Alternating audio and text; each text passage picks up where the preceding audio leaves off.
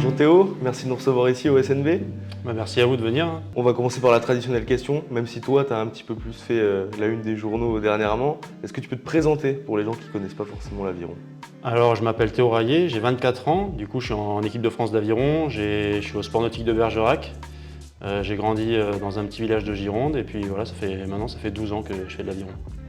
Et comment on passe justement du sport nautique de Bergerac à une qualification olympique? En fait, en ramant au sport nautique de Bergerac, on y pense quand même assez jeune parce que moi j'ai grandi avec des grands champions qui ramaient ici, comme Stani, vous avez vu, comme Julien Després. Il y a toujours eu des gros résultats. Du coup, c'est un rêve qui peut arriver tôt. Après, le rêve des Jeux Olympiques, il est quand même venu un peu plus sur le tard parce que j'ai mis quand même quelques années à arriver à un meilleur niveau. J'ai vite été en équipe de France en junior, mais ensuite je faisais des résultats assez moyens à l'international.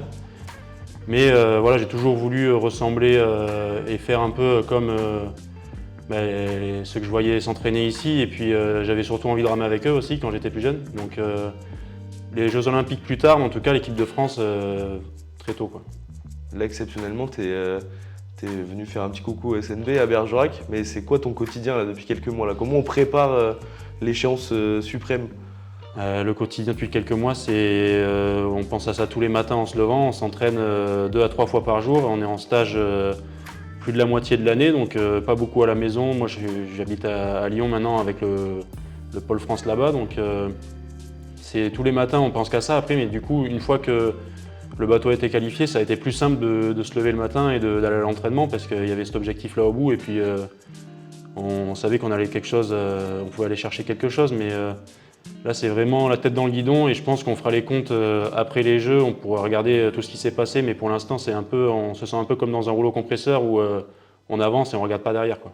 Comme on dit, l'appétit ça vient en mangeant, donc est-ce que potentiellement, là pour les Jeux Olympiques de Paris 2024, est-ce que vous n'essayez pas de passer 1 ou 2 rangs de plus pour aller chercher une médaille? Si, en plus, forcément c'est l'objectif. On sait qu'en fait en faisant une course à la perfection, on peut aller chercher cette médaille, on peut jouer même la gagne, mais après la course parfaite elle n'existe pas vraiment, donc on la recherche à chaque fois. On peut la toucher du doigt, mais on ne la fait jamais vraiment. Après, on espère briser ce plafond de verre au jeu comme ça a pu être fait avant. Il y a des bateaux français qui n'avaient jamais fait de médaille mondiale arrivés au jeu et qui ont réussi à sortir des médailles. Donc nous, on espère faire pareil, mais pour l'instant, on reste des outsiders. On n'a jamais été médaillé mondial, on est médaillé que européen. Les meilleures nations, elles sont hors Europe pour l'instant, mis à part les Anglais. Donc on espère, avec tout l'engouement aussi du fait que ce soit à la maison, que ça nous porte encore plus haut, mais c'est l'objectif en tout cas, la médaille. Et le fait que les Jeux ils soient en France, ça a une saveur particulière pour toi? Oui, ça a une saveur particulière. Il y a tout le monde qui va pouvoir venir me voir, ma famille, mes proches, tous mes potes. Donc ça a une saveur particulière. Et puis même en dehors de ça, on voit en France tout le monde qui est derrière nous. Quand je parle avec des gens, je vois qu'ils ont des étoiles dans les yeux. Quand je peux leur dire que je vais faire les Jeux ou que voilà, on va participer aux Jeux. Et puis par exemple, hier, je suis allé dans l'école dans laquelle j'ai grandi et j'ai parlé aux jeunes et puis j'ai revu mes enseignants de quand j'étais en école primaire. Donc si ça n'avait pas été en France, ils n'auraient sûrement pas travaillé sur les Jeux. Donc c'est quelque chose de grand. On voit que ça touche les plus petits comme les plus grands. Donc c'est top, quoi. Alors qu'à l'origine, tu étais déçu quand ils ont annoncé que ce serait à Paris. Tu voulais voyager, toi? Ouais, à l'origine, je me disais que c'était un peu dommage parce que bon, je me disais, ça se trouve, je vais faire les Jeux une fois dans ma vie et je vais les faire à Paris sur un bassin que je connais par cœur. Et en fait, voyager, j'aurai le temps toute ma vie, je l'ai déjà fait. En fait, on s'en fout, quoi. Le principal, c'est la compète, d'être à la maison. Justement, ça va être un gros plus et je le vois plus du tout comme ça, ouais, maintenant.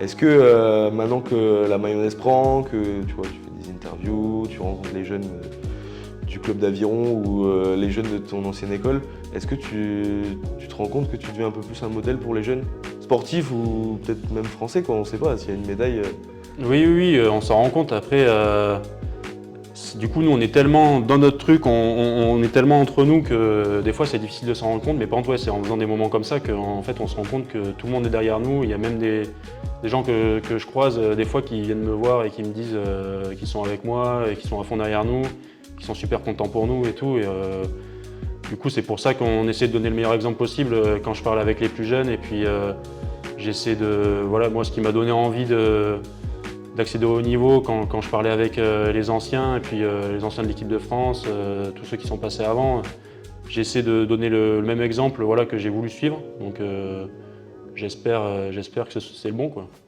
Merci Théo. Merci de à nous vous. avoir accordé un petit peu de temps. Merci Et puis à vous on te d'être souhaite venu. évidemment une médaille, peut-être une médaille dorée même. J'espère, hein, la plus belle. Hein. Ce-